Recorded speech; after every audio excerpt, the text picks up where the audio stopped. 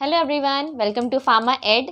सो जैसे कि आप देख रहे हैं, मैंने आज टॉपिक लिखा है that is a heart attack, myocardial infection and angina. Right, हमारा टॉपिक वैसे भी चल रहा है कार्डियोवास्कुलर ड्रग्स। सो उसमें मैंने ये टॉपिक सिलेक्ट किया है। सबसे पहले समझते हैं ये टर्म क्या है।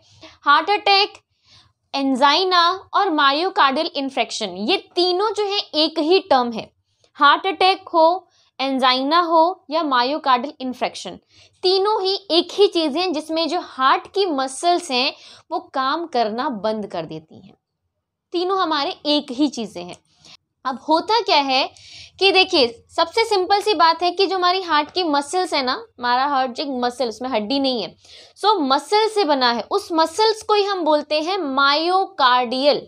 उस मसल्स को हम बोलते हैं, हार्ट की जो मसल है ना हमारे, उसको हम बोलते हैं मायोकार्डियल मसल। राइट, यानी कि हार्ट में जो मसल पाई जाती है उसको हम बोलते हैं मायोकार्डियल मसल। अब इसकी खासियत क्या है? इस मसल की खासियत है जो हार्ट में पाई जाती है, इसको ऑक्सीजन की सप्लाई कॉन्टिन्यूअस चाहिए होती है, लगातार इसको ऑक्सीजन की सप्लाई रहती है। Right, so myocardial muscles require high amount of oxygen, यानी कि ये जो हमारी मसल्स होती हैं हार्ट की, इनको ज़्यादा मात्रा में ऑक्सीजन की सप्लाई चाहिए होती है। Right, oxygen. अब ऑक्सीजन आता कहाँ से है? क्वेश्चन ये बनता है। भाई देखिए, हम सांस लेते हैं, है ना, तो हमारे एटमॉस्फेयर में ऑक्सीजन पाया जाता है। वो ऑक्सीजन हमारे रेस्पिरेशन के थ्रू जो हम सांस लेते हैं, वो ऑक्सीजन हमारी बॉडी में एंटर करता है। राइट, अब ये ऑक्सीजन हमारे ब्लड के साथ, ये जो ऑक्सीजन है ये हमारे ब्लड के साथ मिलता है, और ये ऑक्सीजन और ब्लड मिल करके कहाँ जाते हैं? फिर हार्ट में, है ना। और हार्ट इस ब्लड को पंप कर देता है। कहाँ? हमारी पूरी बॉडी में, पूरी बॉडी की सेल्स में। ठीक, पहला तो ये जो हार्ट है इस ब्लड को पंप कर रहा है पूरी बॉडी की सेल्स में, ताकि पूरी बॉडी की सेल्स में ऑक्सीजन जाए। राइट, नहीं तो अगर पूरी बॉडी की सेल्स में ऑक्सीजन नहीं जाएगा तो ब्लड सेल्स, पूरी बॉडी की सेल्स भी ऑक्सीजन की कमी से मर जाएंगी। पहले तो ये चीज हुआ। दूसरी बात कि इस हार्ट को खुद की सेल्स को भी जिंदा रखने के लिए ऑक्सीजन की सप्लाई बहुत ज्यादा चाहिए होती है ना। तो इस हार्ट को खुद भी ऑक्सीजन चाहिए, यानी कि खुद के लिए भी ऑक्सीजन चाहिए, और जो पंप करेगा ब्लड, उस ब्लड में भी ऑक्सीजन होगी जो पूरी बॉडी की सेल्स में जाएगी। राइट, सो अब इसका मतलब कुल मिला के हुआ कि इस हार्ट को, हमारी मायोकार्डियल सेल्स को ऑक्सीजन की सप्लाई बहुत ज़्यादा अमाउंट में चाहिए अपना काम करने के लिए, ब्लड को पंप करने के लिए, है ना। अब हार्ट अटैक कंडीशन होती कैसे है, क्या कारण? तो बेसिकली देखें तो यहाँ पे दो चीज़ें होती हैं। हार्ट अटैक होने के दो कारण है। क्या? जब हमारी मायोकार्डियल सेल्स, यानी कि हार्ट की जो मसल्स हैं, उनमें ऑक्सीजन की सप्लाई बहुत ज़्यादा कम हो जाए, जिसको हम बोलते हैं decreased oxygen supply, decreased oxygen supply. ठीक है, या फिर जो ऑक्सीजन की डिमांड है हार्ट को, वो बहुत ज़्यादा बढ़ जाए। मतलब कि इंक्रीज ऑक्सीजन की डिमांड, यानी कि उसको ऑक्सीजन की डिमांड उसकी ज़रूरत से ज़्यादा होने लगे, है ना। और या फिर उसकी बॉडी में ऑक्सीजन की सप्लाई बहुत ज़्यादा कम होने लगे। ये दोनों ही रीज़न में हार्ट अटैक होने के चांसेस। अब ये होता कैसे? ऑक्सीजन की डिमांड कैसे कम हो जाएगी? इसको सिंपल से समझिए कि दो रीज़न होते हैं ऐसे। अब होता क्या है कि जो हमारी एक होती है कोरोनरी आर्टरीज, है ना, कोरोनरी आर्टरीज। ये कोरोनरी आर्टरीज कहाँ होती हैं? ये वो आर्टरीज होती हैं जो हमारे हार्ट को ब्लड लेकर के जाती हैं। इसको हम इस तरीके से समझते हैं, ये है हमारी कोरोनरी आर्टरी। कोरोनरी आर्टरी, ये कोरोनरी आर्टरी कहाँ होती है? ये होती है हमारे हार्ट में, है ना। क्या करती हैं ये हमारे हार्ट को ब्लड लेकर के जाती हैं, हार्ट को लेकर के जा रही हैं ब्लड, और उस ब्लड में क्या होता है? ऑक्सीजन। है ना, जो हमने इनहेल किया, हमने जो एटमॉस्फेयर से जो ऑक्सीजन लिया वो उस ब्लड में ऐड होता है एंड वो ब्लड जो होता है हमारे हार्ट के पास जाता है एंड हार्ट क्या करता है, इस ब्लड में से ऑक्सीजन को यूज करता है और काम कर अपने फंक्शन के लिए उस ऑक्सीजन का यूटिलाइजेशन करता है या यूज करता है, राइट। तो अब ये जो कोरोनरी आर्टरीज हैं ये हमारे हार्ट पे होती हैं।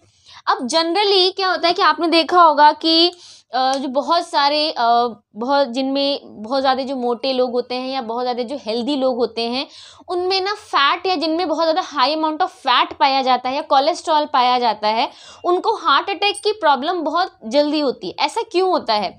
जनरली क्या होता है कि हम अपनी डाइट में कुछ ऐसे जंक फूड ले रहे हैं या कुछ भी ऐसी चीज़ें ले रहे हैं जिसमें बहुत ज़्यादा हाई अमाउंट ऑफ फैट है।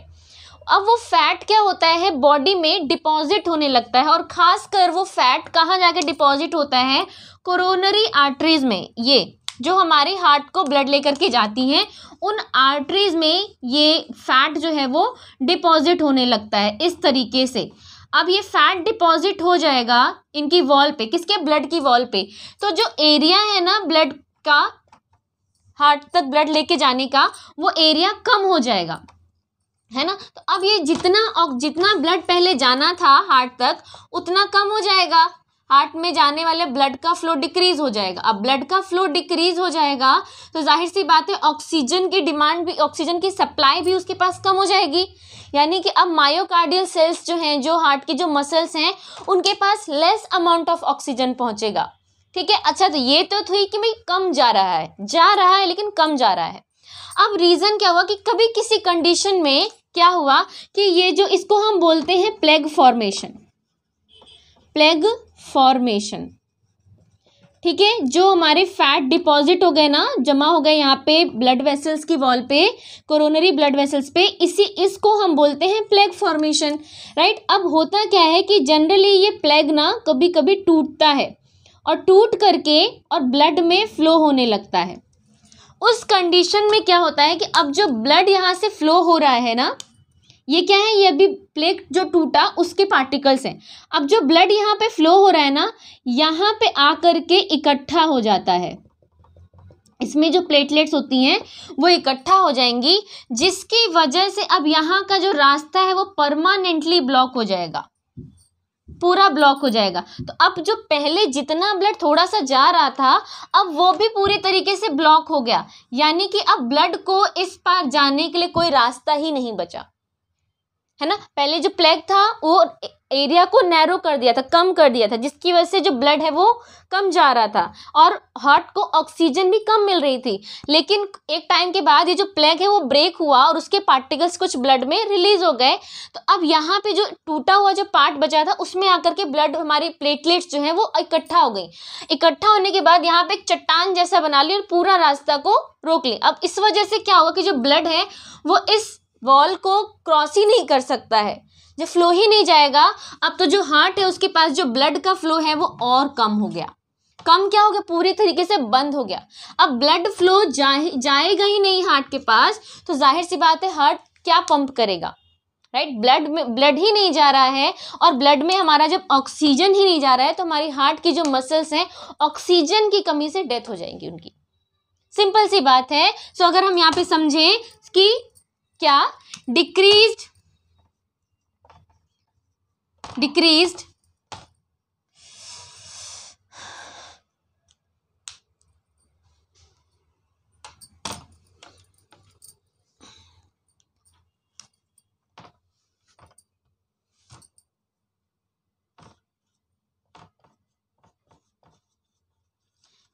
decreased supply of blood to the heart, क्या हुआ उसकी वजह से, डिक्रीज्ड ऑक्सीजन सप्लाई, जो हार्ट है उसमें ऑक्सीजन की सप्लाई भी एकदम कम हो गई एंड इसकी वजह से क्या आ जाएगा, हार्ट अटैक। पेशेंट को हार्ट अटैक आने के चांसेस हो जाएंगे यहीं पे। मतलब सिंपल सी बात है कि हमने देखा कि पहला रीज़न ये है कि हार्ट को ऑक्सीजन की सप्लाई कम मिल रही है। क्यों मिल रही है कि एक तो रीज़न ये है कि जो हम फैट है या कोई भी ऐसे कोलेस्ट्रॉल वाली जो चीज़ें हम इनटेक करते हैं अपनी डाइट में, वो कोलेस्ट्रॉल वो फैट हमारी हार्ट की जो ब्लड वेसल्स होती हैं जिनको हम कोरोनरी आर्टरीज बोलते हैं। कोरोनरी मतलब हार्ट, ठीक है। आर्टरीज मतलब वो आर्टरीज जिसमें ब्लड फ्लो होता है, ऑक्सीजन कंटेन करता है। तो वो कोरोनरी आर्टरीज जब वो ब्लड लेकर के हार्ट के पास जाती हैं तो हार्ट उस ब्लड को पंप करता है और उसमें से जो ऑक्सीजन है उसको यूज़ करता है। तो यहाँ पे जब प्लेग फॉर्मेशन हो जाएगा तो पहले तो एरिया सकरा हो जाएगा, कम मिलेगा। तो थोड़ा सा ऑक्सीजन सप्लाई जा रहा था उस समय हार्ट को, सकरा हो गया था, एरिया नैरो हो गया था तब भी। लेकिन जैसे ही एरिया पूरा, जैसे ही यहाँ पे प्लेग टूटेगा एंड यहाँ पे ब्लड वेसल्स क्या हो जाएंगी, जो प्लेटलेट्स है हमारी वो यहाँ पे इकट्ठा हो जाएंगी और पूरे एरिया को ब्लॉक कर देंगी। तो पूरा एरिया ब्लॉक होने की वजह से हार्ट को एकदम प्रॉपर सप्लाई ऑफ जो ब्लड है वो डिक्रीज हो जाएगी एंड ऑक्सीजन की क्या हो जाएगी, कमी हो जाएगी। ऑक्सीजन की कमी हो जाएगी तो हार्ट के जो मसल्स हैं वो विदाउट ऑक्सीजन काम नहीं कर सकती। विदाउट ऑक्सीजन जो ब्लड की जो सेल्स हैं जिनको मायोकार्डियल सेल्स बोलते हैं या मायोकार्डियल मसल्स बोलते हैं वो डाई हो जाएंगी। और जब मसल्स डाई हो जाएंगी हार्ट की तो हार्ट अटैक आ जाएगा। तो पहला तो रीज़न हमें ये समझ में आ गया। अब हम बात करते हैं इंक्रीज्ड ऑक्सीजन डिमांड। अब भाई ज़रूरत से ज़्यादा अगर कोई पर्सन काम कर रहा है तो जाहिर सी बात तो थकेगा भी पहले, है ना, उसको बहुत ज़्यादा, उसकी तबीयत भी बहुत जल्दी ख़राब होगी।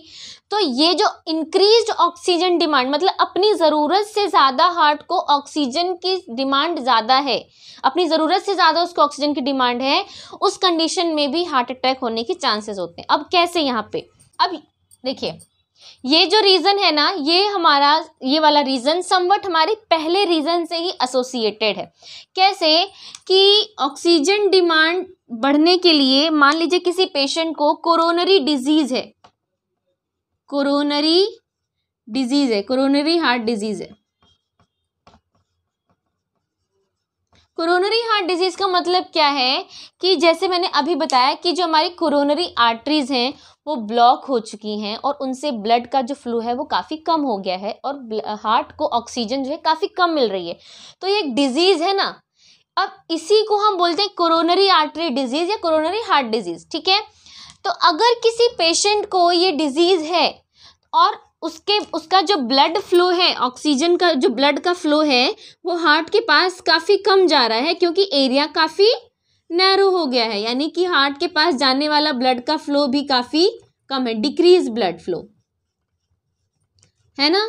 एरिया काफ़ी कम हो गया है तो जितना ब्लड जाना चाहिए उतना नहीं जा रहा है, कम ही एरिया से जा रहा है, पूरा ब्लड नहीं पास हो पा रहा है हार्ट के पास।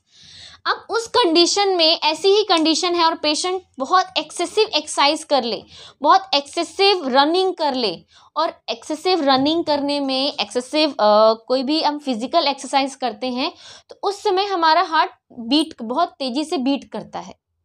ऐसा क्यों बीट करता है? क्योंकि जैसे जैसे हम एक्सरसाइज करते हैं या रनिंग करते हैं तो हमारी बॉडी में कैलोरीज बर्न होती हैं। कैलोरीज बर्न होती हैं तो हमारा जो हार्ट है वो जल्दी से ऑक्सीजन की सप्लाई हमारी पूरी बॉडी की सेल्स में पहुंचाता है। तो वो क्या करता है कि ज़्यादा से ज़्यादा ऑक्सीजन लेता है ब्लड से और उसको पंप करके पूरी बॉडी की सेल्स में देता है। अब यहाँ पे उसको ज़्यादा अमाउंट ऑफ ब्लड चाहिए, ज़्यादा अमाउंट ऑफ ऑक्सीजन चाहिए उसमें अपने काम को करने के लिए। अब यहाँ पे ऑलरेडी ब्लड फ्लो इस कंडीशन में उसको कम जा रहा है हार्ट को, ठीक है। तो अगर वो बहुत ज़्यादा काम करेगा या बहुत ज़्यादा तेज़ी से वो हार्ट रेट इंक्रीज हो जाएगी। मान लो कि इस कंडीशन में कोई पेशेंट एक्सरसाइज कर रहा है, ठीक है। अब एक्सरसाइज की कंडीशन में उसका क्या हो जाएगा, हार्ट रेट इंक्रीज हो जाएगा। हार्ट रेट इंक्रीज होने का मतलब उसका जो हार्ट है वो काफ़ी तेज़ी से काम करेगा, उसको बहुत ज़्यादा हाई अमाउंट ऑफ ऑक्सीजन की भी ज़रूरत पड़ेगी इतना काम करेगा तो। लेकिन हमारे पास तो ब्लड फ्लो ही कम है और ऑक्सीजन सप्लाई भी कम है, तो ये इंक्रीज्ड ऑक्सीजन सप्लाई कैसे फुलफिल करेगा हमारा बॉडी? नहीं कर पाएगा ना। सो उस कंडीशन में डिक्रीज्ड ऑक्सीजन सप्लाई होने की वजह से, आप बोल सकते हैं डिक्रीज्ड ऑक्सीजन सप्लाई होने की वजह से और इंक्रीज्ड ऑक्सीजन डिमांड होने की वजह से ही क्या पेशेंट को हार्ट अटैक आने के चांसेस हो जाते हैं। सिंपल सा फंडा ये है कि बॉडी में पहले ही कोई अगर हार्ट की डिजीज़ है ना, और एक्सेसिव हम रनिंग कर रहे हैं, कोई भी ऐसी फिजिकल एक्सरसाइज कर रहे हैं जिसमें ऑक्सीजन बहुत ज़्यादा चाहिए, तो हमारा जो बॉडी है उस उतने अमाउंट ऑफ ऑक्सीजन को पहले से ही फुलफिल नहीं कर पा रहा है, और एक्सेसिव रनिंग में और फिजिकल एक्सरसाइज में ज़्यादा अमाउंट ऑफ ऑक्सीजन सप्लाई चाहिए, तो हमारी बॉडी उतना नहीं फुलफिल कर पाएगी और सेल्स जो है हमारी हार्ट की ऑक्सीजन की कमी से हार्ट अटैक आ जाएगा। सिंपल सी बात ये है।